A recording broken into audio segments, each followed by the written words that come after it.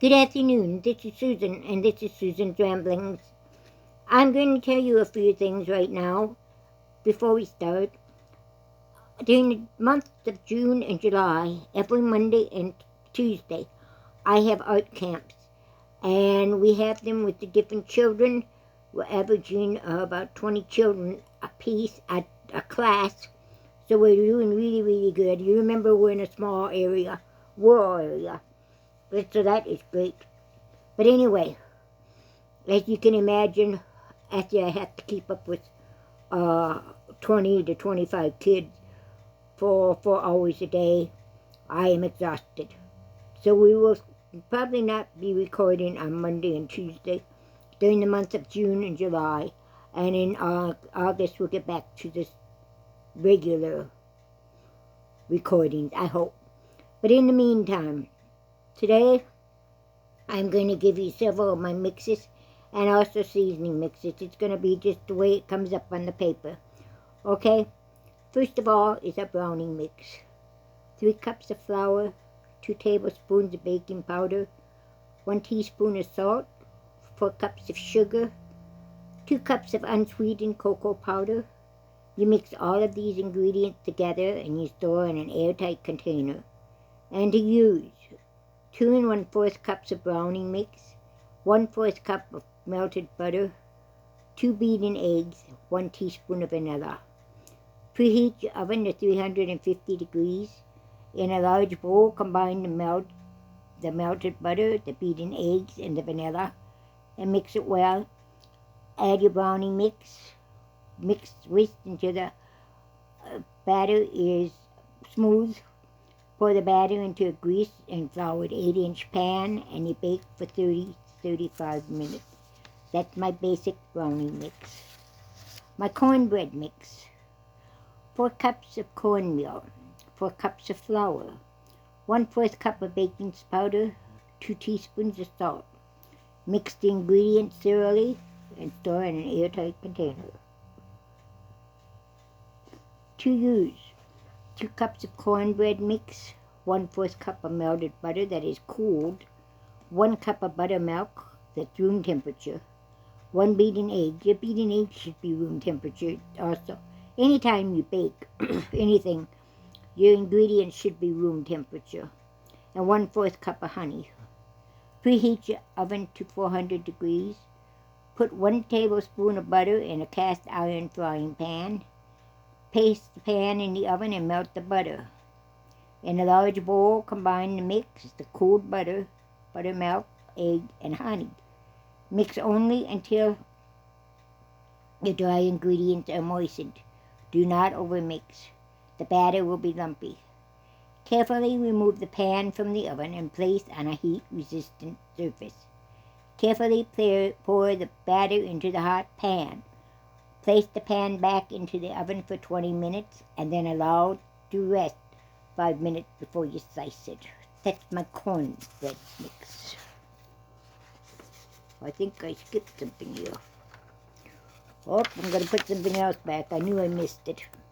Pancake batter. Pancake mix. 4 1/2 cups of flour. 2 1/2 tablespoons of baking powder. 1 teaspoon of salt. 1/4 cup of sugar. Mix all ingredients thoroughly. Store in an airtight container. To use: 1 cup of pancake mix, 3/4 cup of milk, 1 egg, and 1 tablespoon of melted shortening. Mix just until the ingredients are moistened. Your batter will be lumpy. Melt your shortening on the griddle or in your fry pan. After shortening has melted, add 1/4 cup butter to the griddle. When you see the bubbles on top of the pancakes, flip and fry the other side. That's your pancake mix. Here's a canning mix. This one's a little different. It uses chicken, 16-bean chicken, bean soup with chicken instead of ham or bacon or that. 1 pound 16-bean combination mix, and you buy those in your sacks. You can get them at Walmart. They're very cheap. 2 quarts of water, 3 to 4 white meat chicken breast halves, 8 cups of chicken broth or stock, or use a bouillon cube with water. Put the beans in a large pot, cover with water. Bring beans to a quick boil, and then turn off the heat. Allow the beans to sit for 1 hour. Cover the expanded beans with more water and cook gently for 30 minutes. Excuse me. These allergies are getting to me, okay? Cut your chicken breast into 1-inch strips and then cut them into 1-inch cubes. Set aside. In a separate pan, bring the chicken broth to a simmer. Using a slotted spoon, fill the jars 1/2 full with beans.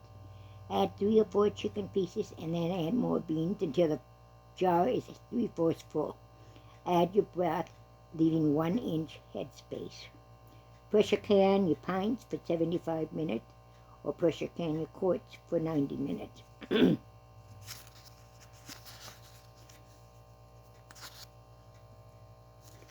Can't get it off. Sausage soup, another one.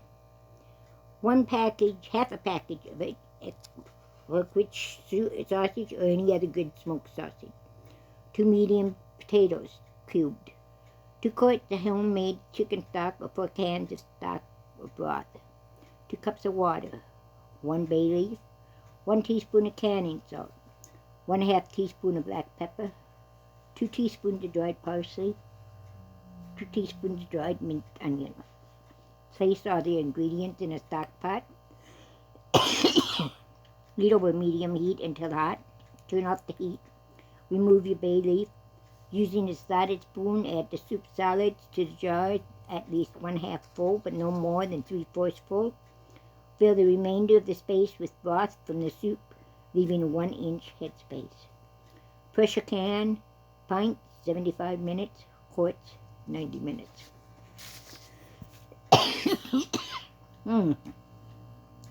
Velveeta cheese sauce, or processed cheese sauce.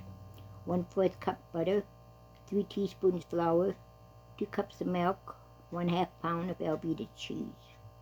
Make a white sauce out of the butter, flour, and milk using a low heat. Gradually add the cheese to hot mixture and continue heating in the cheese melted.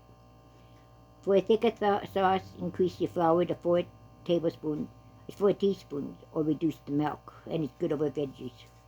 I also use it a lot of times for my garden potatoes. Homemade Mayo. 1 large or extra large egg, 3/4 cup of oil. That's all you need. Blend it all together until it turns white. Place in a covered jar and refrigerate. It will thicken as it cools. And for a thinner mayo, use 1 cup of oil instead of 3/4 cup. Brown sugar. Light brown sugar.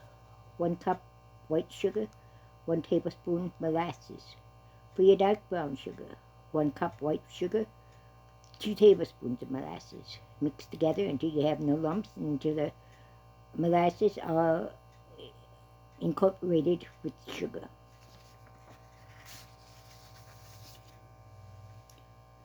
Cream of anything soup. This is a favorite of mine. 2 cups of instant nonfat milk, 3/4 cup of cornstarch, 1/4 cup of instant chicken bouillon, 2 tablespoons of dried onion flakes, 1 teaspoon of dried basil, 1 teaspoon of dried thyme, 1/2 teaspoon of pepper. Combine all your ingredients and mix thoroughly. Store in an airtight container. To use, combine 1/3 cup dry mix to 1 1/4 cup water in a saucepan. Cook and stir constantly until it's thickened. This will equal 1 can of soup. You can add your mushrooms, chicken, celery, or make any kind of cream soup you want, or just use it as a white sauce. For added fat, add 1 tablespoon of butter to the hot mixture. Evaporated milk. 1/4 cup of water, 1 cup of dried powdered milk. Combine 2 together with a mist until the powdered milk is completely dissolved, and this will equal 1 can of evaporated milk. Next one, powdered sugar. 1 cup of white sugar, 1 tablespoon of cornstarch. Pulse in a blender or a food processor, and pulse until it reaches your desired consistency. Do-it-yourself gravy. 1 1/3 cups milk, 3 tablespoons of bouillon granules, your choice, 1/4 cup of flour. Combine all in a saucepan. Cook, stirring constantly until it's thickened. To add butter or mushroom or onions or something for flavor. Your bouillon cubes can be crushed and used for your bouillon granules. Long gravy mix. 3 tablespoons of beef bouillon granules, 3/4 cups flour, 1/2 teaspoon of black pepper. Combine all ingredients, mix thoroughly, store in an airtight container, and to use. In a small saucepan, melt 2 tablespoons of butter.